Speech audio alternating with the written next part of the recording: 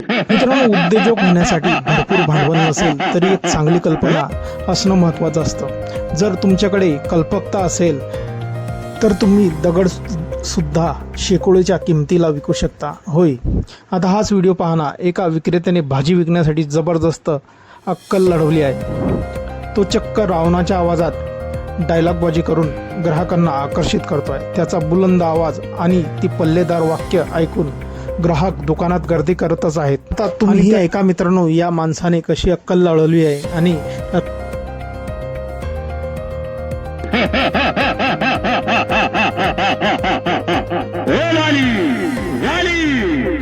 बाहर निकल, सब्जी खत्म हो गई. ओ लाली, बाहर निकल, सब्जी खत्म हो गई. त्याचा हा व्हिडिओ इंटरनेटवर चांगलाच व्हायरल झालेला असून देशभरात त्याची चर्चा होत आहे.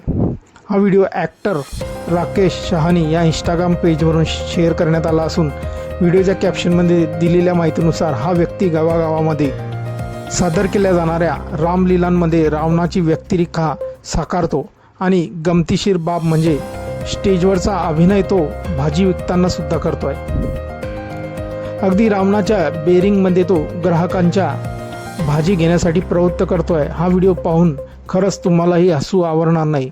व्हायरल होत असलेला हा व्हिडिओ आतापर्यंत 1,83,000हून अधिक वेळा पाहिला गेला असून पण या माणसाने रावणाच्या आवाजात भाजी विकणाऱ्या या रावणाचं कौतुक केलं आहे. धंदा चालवण्यासाठी यूज केला आहे. आणि कथेनुसार रावण हा त्याचा आवाज ऐकून ग्राहकांच्या राज्य लाईन लागली आहे. तो खूप मोठा शिवभक्त होता.